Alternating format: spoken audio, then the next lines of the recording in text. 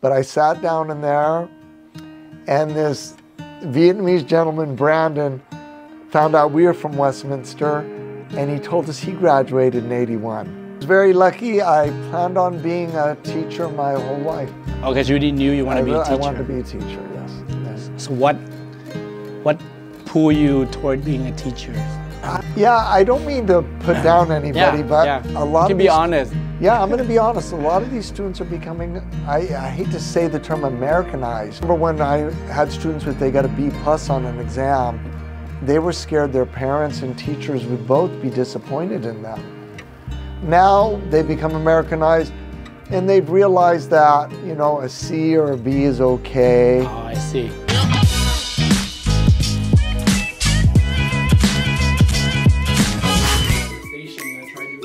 Okay, Jim. Did you get the story about me meeting my wife here? Oh, yeah. So... Okay, good. Rồi, kính khán giả, một lần nữa trở lại chương trình Passport to Thành Công, và hôm nay Khang có cơ hội Khang ngồi nói chuyện.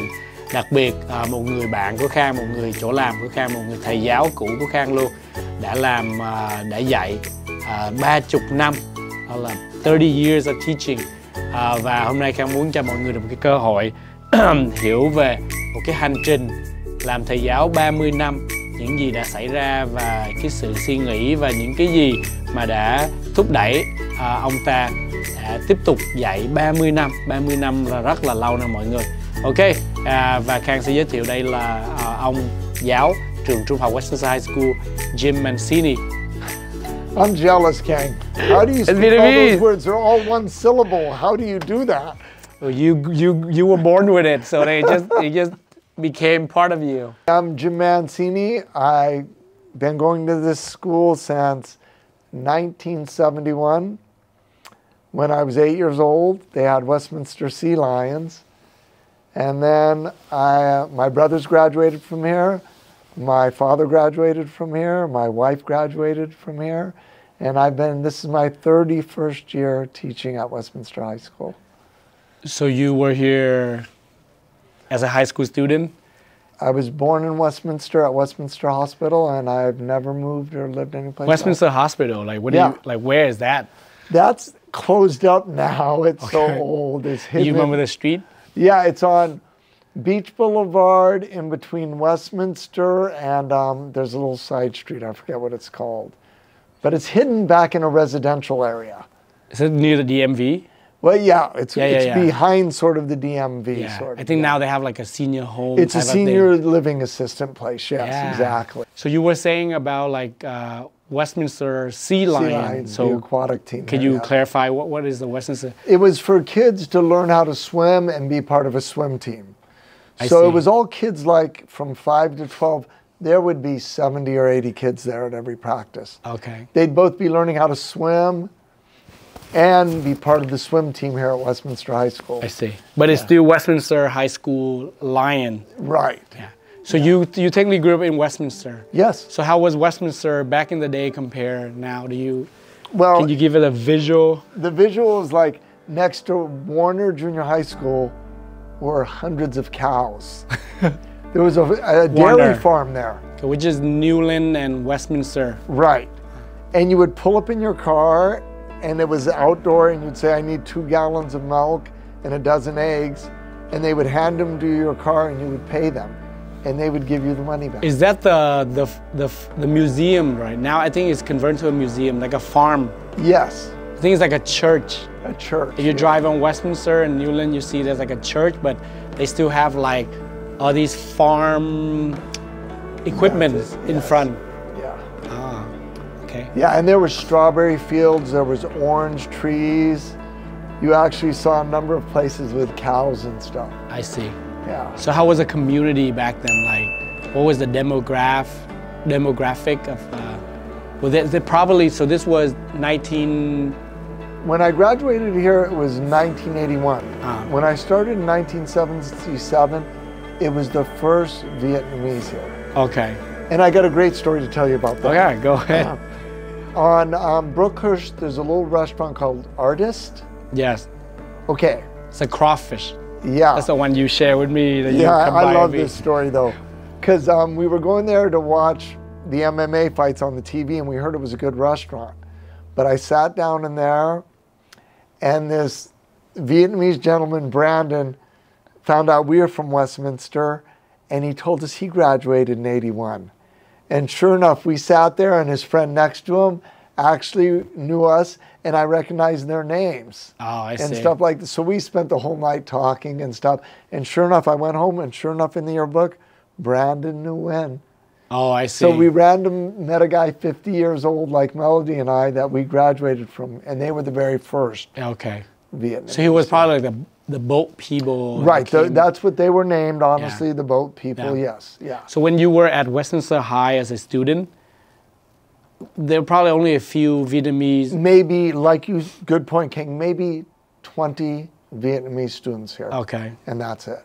Okay. Yeah. How was their English and stuff? Were they? Very, very limited. Okay. Much more heavy accent than the students have here because they had heard no English. Yeah. Because I know like the first wave of Vietnamese, they tend to be more the educated family and stuff. Yeah, they So, were in probably the more 70s well-to-do to be able to come over here then too. There was a lot more Spanish students then. At Westminster High. Yeah, because they'd been coming over for Yeah. years before the Vietnamese came over. Yeah. Yeah. So were you born here? I forgot you said. Born in Westminster Hospital. That was 1963. 63. Yeah. And then you. I've grown Do you up here remember the all my middle life. school, the elementary school? Hayden. Hayden's still there. Yeah, Hayden's still there. Warner's still there. You went Warner too? Yeah, and there was a school on Newland and Hazard called Midway City. Okay. Another it's not- elementary school. Probably It's all Anderson. houses now. Oh, okay. So they closed the school. Yeah, they closed the school and they Yeah. built houses there. Yeah. And you said you were living in. Well, I lived on Hazard between Magnolia and Newland. Yeah. So what do you enjoy most when you were young, living in Westminster? What were you like? What was a day like for before all these technology that we have? Oh, before the technology now, I'll never forget this, especially during the summer and the weekends. If you wanted to use the soccer field, the football field, the baseball field, you and your friends had to get to the park by 6 o'clock, or there'd be other kids there, and they claimed it theirs. I see. So kids would get up early and get to the park, so they would have the field to play with and stuff like that. Yeah. Is that what you do every day? Just play sport? Yeah. And everybody was walking to school then, riding a bike, skateboarding. There would rarely be a parent here picking up a student, okay? Like wrestling practice would get over, or the football practice. You'd see all these kids carrying their gear, getting on their bikes, riding their bike home, skateboarding home, I see. things like that. Yeah. So, and then your year at Westminster High, what did you do? How was it?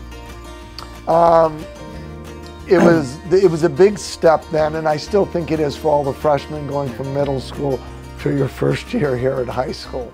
But you were given lockers. All the, like what we call the bowling alley, you all had a class locker to keep your textbooks in, and then you had a gym locker to keep your clothes in. Yeah. I believe the locker was, because when I started school here in '99, I believe the locker was in the K building, right? Well, every Because I remember they still bowling had alley it was a different set of lockers, and you were given a locker number and a combination. Yes. And in between classes, you'd put your history book away in there, get your math textbook out. It's kind of like one of those TV show where Yeah, where you see them go to their high locker. Yeah, exactly. Yeah, and they joke about it on TV show, finding bad things in the student's locker. But they would have posters up of like a pretty girl. The girls would have a picture of a band they like in their locker. And then also you just shared with me too is that you met your wife. Can you share that story? Oh, sure. She went in her freshman year, went to a different school her sophomore year, but after a morning practice, you had morning practices in sports then too. So you get here like at 6 o'clock. But that's when classes began at 7:30.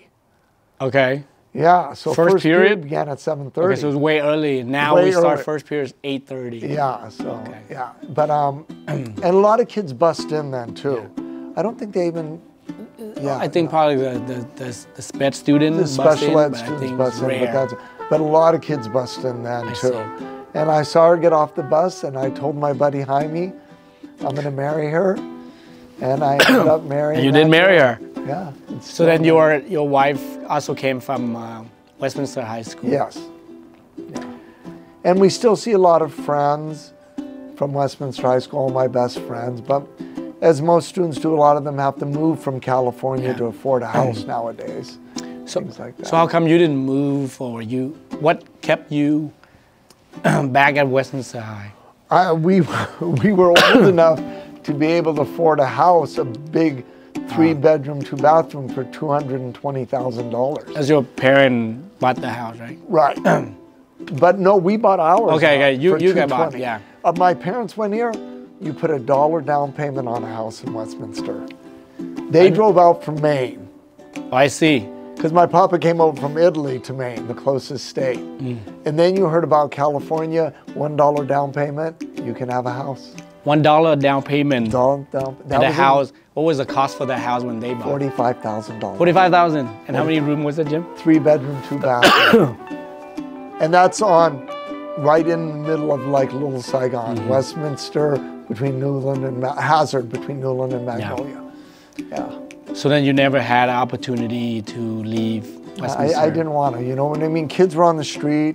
There was no internet. There was only 5 TV channels.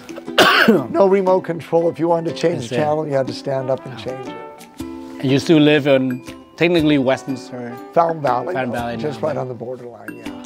Okay. And then after high school, what was your journey like? I was very lucky. I planned on being a teacher my whole life. Okay, so you didn't knew you wanted to be a teacher? I wanted to be a teacher, yes. Then. So what pulled you toward being a teacher? I don't know. I just enjoyed helping, especially the special ed. Even growing up when I was young, 12 and 13, one of my jobs was teaching special ed kids how to swim. I want to bring up, I got a late start and become a teacher because I had to drop out of college twice for brain surgeries. I see. Yeah. So in the middle of... You want to share us about your brain condition? I have a brain tumor. The first 5 years of teaching, like it really determined how long you will be in this field of work. So what hold you back for 30 years of teaching?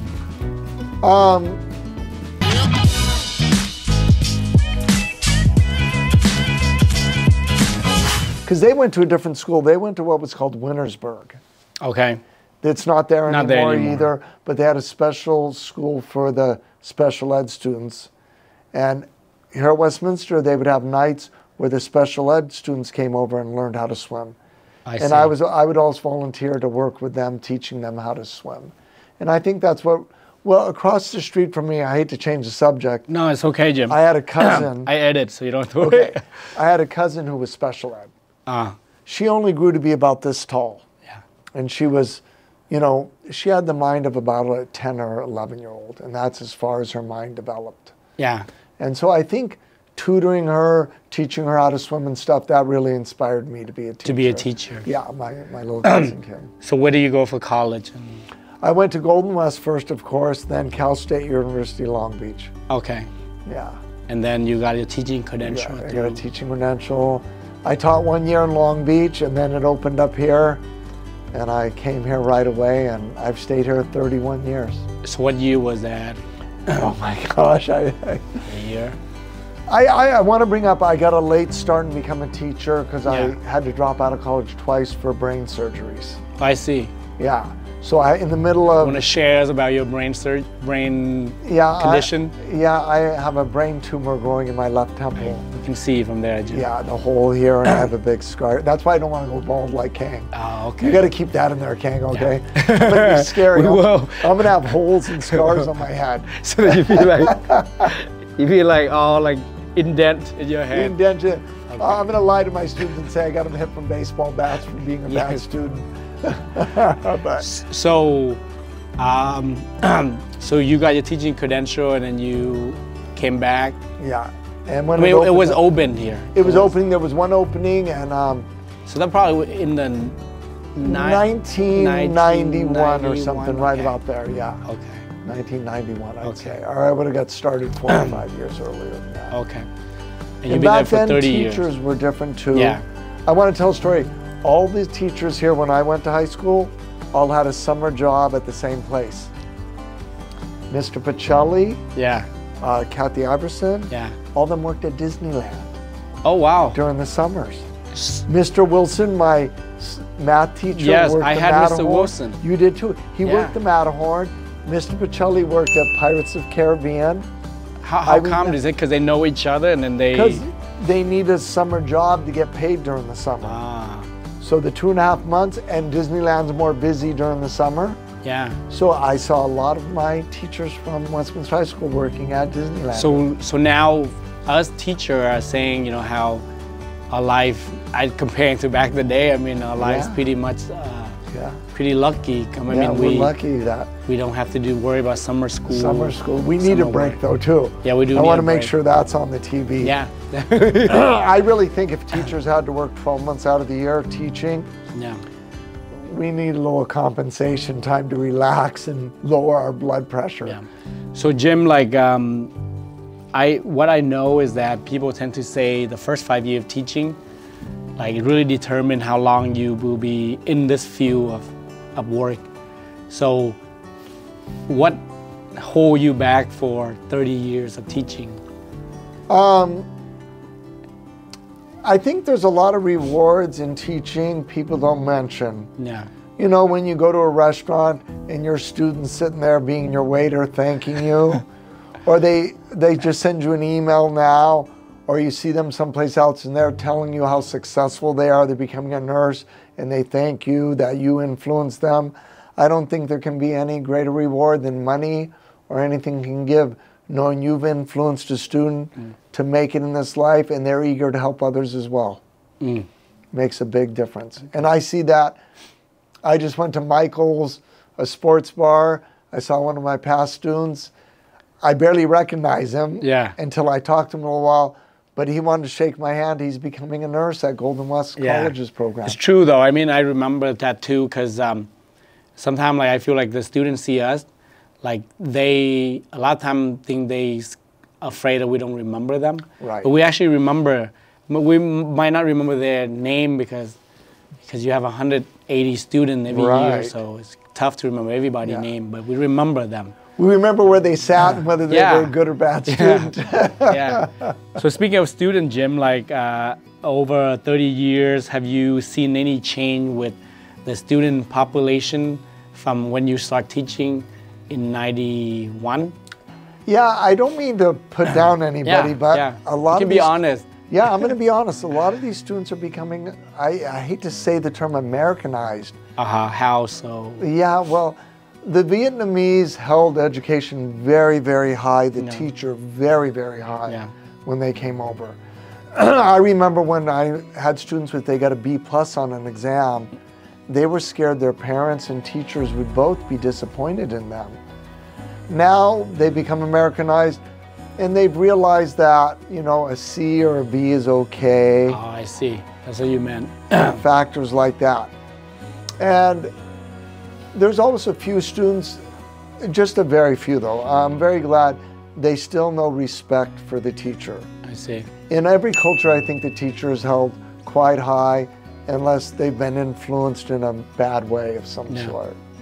But I think we need to teach basic things to students again, just basic things like what's a mortgage. They don't realize things like just 6%, what a difference it is than paying a 4% mortgage fee. Yeah, just things like that. And our next generation, we used to have, every kid took auto shop, electrical, wood shop. Now to, you know, fix a little electrical outlet, kids don't know those basic things. They can go to YouTube, which is helpful. But I think a lot of them just need to know the basics of how to make an oil change on a car. Okay.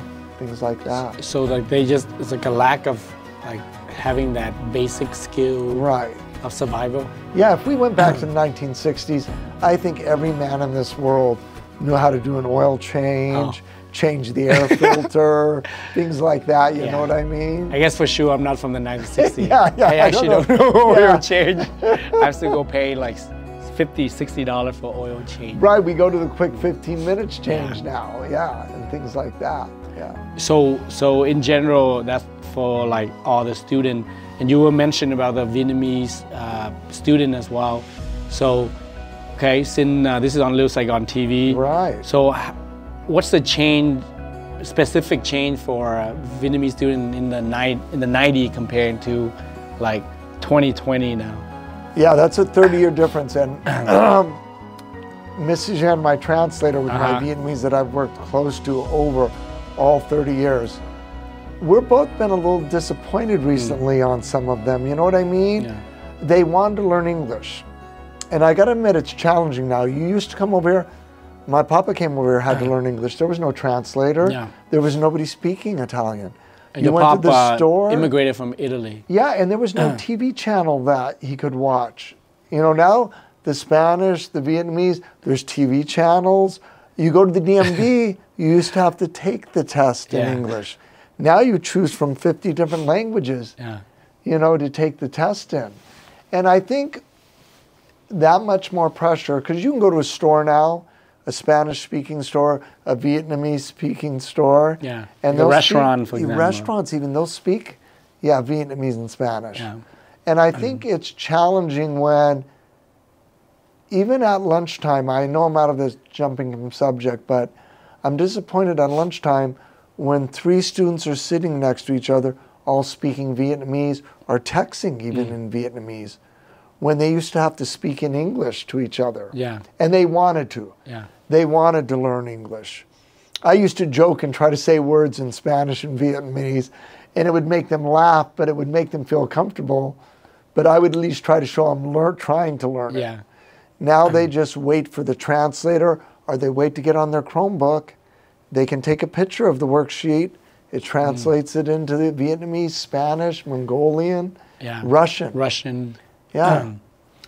But I want to bring up I've learned the Russians learn English quicker now than the Vietnamese and Spanish. There's no really Russian translator for them here. True. And not where we are living now in our community. Yeah. And I've even noticed that it's funny. When the Vietnamese students go to the wrestling team, no coach will talk Vietnamese in there. They'll ask their friend, what's it called, a switch. You know what I mean? A fireman's carry, these different moves. But when the coach then says the next practice, we're practicing a switch, it's almost like they're forced to learn it. And they remember words like that better than a word, you know, like DNA or RNA. Things like that. So something that they apply in their life. Every day, after a week they care about it, so they... Right, they care about it, they're interested. When they're out there wrestling and the coach says, do a switch, they know what it is. If I said, do photosynthesis, they wouldn't know what it was. So it's kind of like so after 30 years of teaching, if I ask you, what is your philosophy of teaching? Like, what do you think really helped you being a respectful teacher for the past 30 years, Jim? I think sometimes students knew things. I thought you were going to say about a moment where the police pull you over. It is helpful if the police pull me over as a past student. Okay.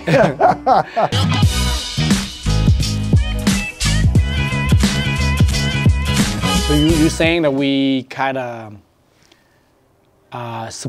giving too much support? Too much support. So then they're not really forcing to learn things. But I don't know if in future we're just going to have an earplug where something in our ear that translates into any language we want. That's true. I just feel like it's very, ChatGPT, Google Translation. Oh, I'm impressed when I see these Vietnamese that speak French, Vietnamese and English, because there's such a diversity in those 3 languages. You know, many words in Spanish and English are almost the same. But when you go from French to Vietnamese to English, I'm jealous. So this is your opportunity to say something to the parent. Okay, you can say for the Vietnamese parent right now, like, what can they do to help? For example, like the parent that have English learner as for their kid that are English learner. What would be your suggestion to help them learn English fast? I say you don't let them to listen to so much Vietnamese. Try to make them use their English. And if you could, even another language they can use. I don't think they know too, Kang, and you do. They realize many jobs pay more if you're just bilingual. And what a difference on an application for a job. If you can sit there and say you're fluent in Spanish, Vietnamese, and English, you're going to get a job anywhere in California. You have a higher yeah, you can sit there and assist. Yeah, and there's many jobs, just not teaching. We don't realize. I think Starbucks and In-N-Out pay more if you can prove you're bilingual. Just things like that, little factors. And be able to travel the world. Yeah, you know, luckily my son Zachary is fully bilingual in Spanish. So when we travel, we like to go with him if we go down to Mexico. I can speak a little bit, but he can speak it fluently and read it and write it. Yeah, so things like that make a difference in life. So if I tell you about technology, how do you think that have affected your teaching career through since the beginning to now, like technology?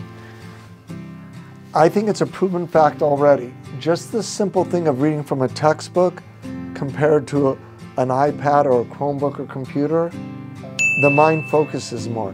When they're looking at their iPad, they're seeing the games they play on it. They're knowing right then they can push a button and it translates it. The textbook, looking just the textbook, won't translate it. You're not worried about social media. You're not worried about whether friends like your new shoes or not. I think sometimes they're more worried about whether they get enough like on their new tennis shoes than learning the concept being taught by the teacher. So I think technology has somewhat hindered their learning ability and the progress, especially of learning a new language. It's kind of like the pendulum in education, like it's like a clock, right? It changed back and forth. A couple of years ago, we can agree that it's like a push in technology, having every kid have a Chromebook, a computer. But now, I think we can slowly feel the movement is heading back to more like paper and pencil, because there's just so much distraction on a computer. I mean, we barely like fighting with them regarding cell phone. And now you're able to shut down their cell phone, and now they have the Chromebooks, right? I rag on my students every day when they're on their cell phone. I don't think they realize it. I tell this to my students, they've learned this. They've proven now that when somebody dies at like 85, they're going to spend 22 years of their life looking at their cell phone screen. And they don't think about it now, but I think when we're on our deathbed at 85 years, you look back and say, I wasted 22 years looking at my cell phone screen. So after 30 years of teaching, if I ask you, what is your philosophy of teaching? Like, what do you think really helped you being a respectful teacher for the past 30 years, Jim? I think sometimes, I know we have our subjects to teach. Math teachers are supposed to teach math, English, but we gotta sort of filter in some common sense daily issues and correlate it with our lessons.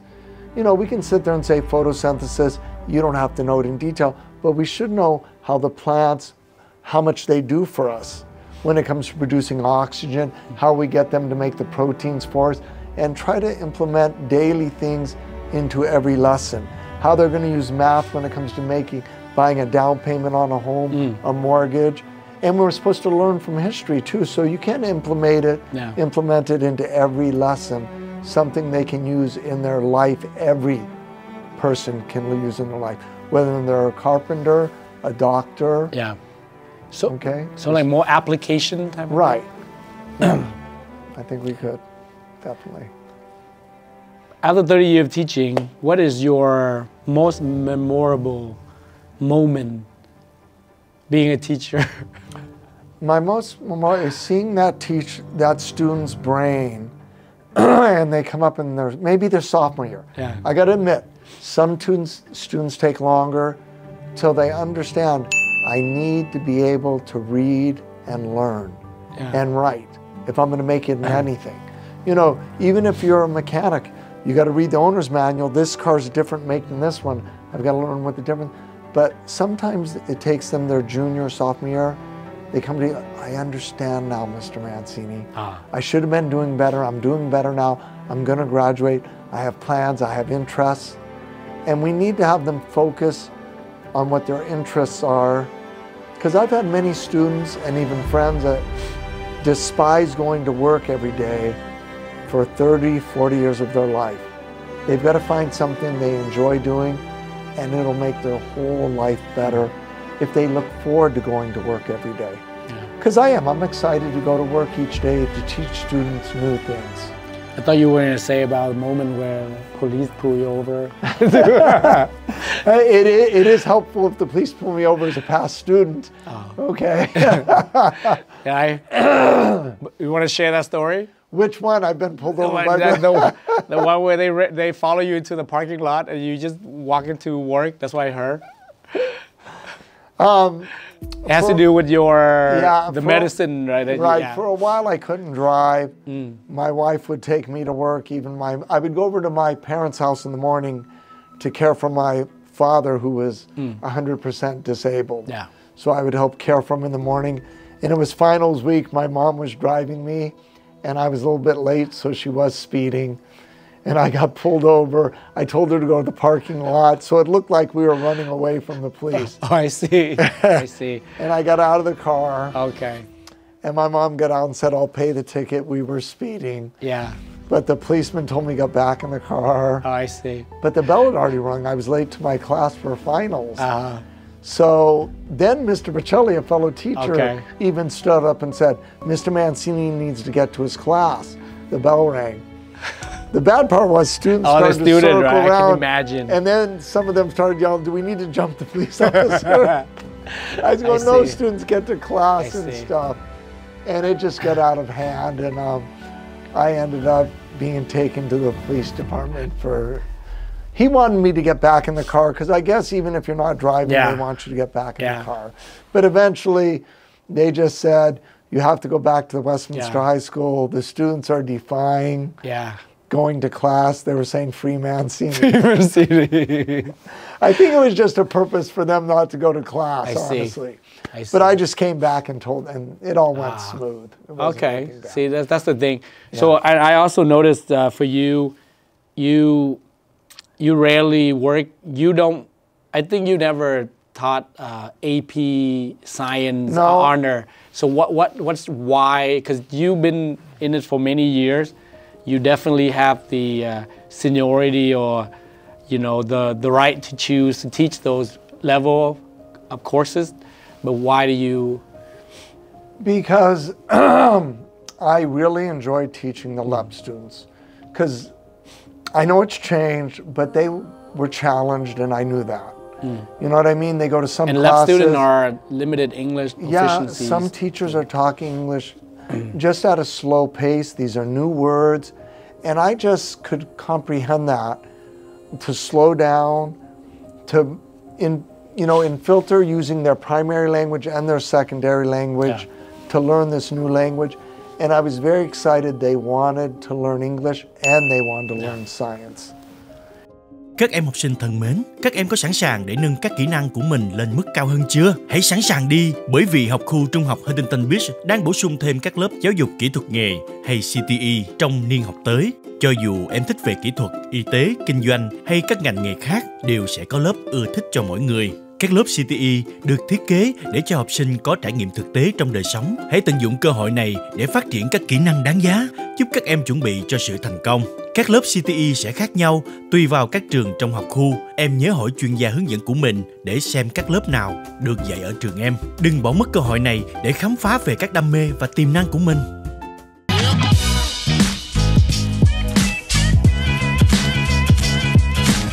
Now with the computer, they don't have to rely on the teacher or translator so much, which they can benefit from if they want to use it to learn English. But sometimes they're using technology never to learn English, just focus on their primary language. I see. But even 10 years ago, they didn't have it where you could take a picture and it would translate everything into it. Now you have artificial intelligence. Yeah. They just go to GPS, ask it a question, and they can tell it to answer it to them in English, even though they're speaking Vietnamese to it, they can say answer in English and it will write out the answer for them. So I just think it really slows down their progress in their secondary language. So you enjoy working with them one-on-one? Yeah. I enjoyed them saying the word wrong even. And trying to get them to say the word right. I see. And pronounce it correctly and things like that. The reason I'm asking, because I know that I'm sure there might be audience or people with family member that maybe they had you, because a lot of the Vietnamese population, when they came here, majority are English learner, and if they went to Westminster High School, I think probably the high chance that they had you. My brother had you. Yes. And I know that multiple staff here had you. Oh yeah, just Elizabeth who was in here. And one of my student teachers, she said that she believed her aunt, so Kate and Win, but just your student teacher too. She said she believed her aunt had you as a student, but her aunt is too shy to tell her that, you know. But I think there's a high chance that somebody watching this, they might have had you as a teacher. You know what? And I've never even told this story. I don't know why it came up now, King, but you asked me why did I want to be a teacher and teach celeb students. And it reminded me of a story my papa would tell me. His favorite, he would travel, he was a merchant marine. Okay. He loved to go to Hong Kong and Vietnam and stuff. Do you know why though? Why? He would go out to eat and all the people there would pay for his meal to teach them English. Oh, I see. And that was neat. He would sit down at the dinner table and they all wanted to practice their English with him. They would sit there and say chicken. And he would teach them how to say chicken properly. But they would all buy him his dinner and stuff. That's how bad, even in their countries. He would love to go to Japan. He would love to go to Vietnam, because they would all want to learn English there in their own country even. And that just reminded me how excited they were to be able to buy dinner for a person that would teach them English. Yeah. So last question I have for you, Jim. So after 30 years of teaching, what do you think you will miss the most when you officially retire starting next year? I'm a little scared of it. How come? Because I got to admit, after 2.5 months off each summer, I know I still want to be a teacher because I start to look forward to seeing new students, to seeing their ideas and seeing what they're interested in and if they want to learn. And I'm going to miss seeing a student's hand raised with interest, asking a question I know the answer to, and seeing their excitement when they learn from that. That's probably the most rewarding thing, just seeing their face and excitement with a question related to the topic we're asking. Okay. That's true. True. So any plan for retirement? I'm going to try to travel a little bit.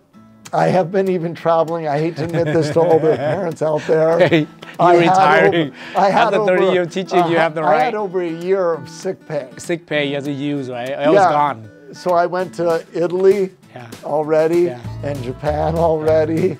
So I got to use these up. But I'm going to try to see, I'm eager to go to Vietnam. Because my translator, my students all told me where to go, what to do. They just warned me of the humidity there sometimes to go in the right months. So they've been even teaching me where to go, places to stay, and stuff like that. So I'm really looking forward to traveling. Okay, Jim. So thank you again for spending your time to talk to us and share your story. My pleasure. 30 years of teaching. I mean, 30 years a lot. I mean, I'm really, in my 15 years, I feel like a lot already. I hope I'm allowed to go to your retirement party. Yeah, how can you? I don't think I'm going to be aiming for the 30 years, but try to aim as much as possible. But again, thank you. Being a very supportive neighbor, next door classroom, and also my former teacher as well. And many other people that might watch this on LittleSaigon TV. Their former LEP. Hey, all my former students out there, I hope I feel rewarded in teaching you something, whether it was about life or biology. I just hope I influenced you in some way. So if you watch this, you know, anybody watching this from now on to the end of the school year, come by and say hi to Mr. Minson. Yeah, I want to get it through to all my past students. I'm retiring, you guys. Yeah. If you're not here by what's I'll share our on last YouTube day? too. Yeah, So what's our last day? June 12? June 12, June 12, okay. Any of you out there, please come by and say goodbye to me, because I might be moving out of Westminster when I retire too. You're gonna travel the war? Travel, we might move to Nevada where one of my sons is at, so last okay. chance, please come by and reward me.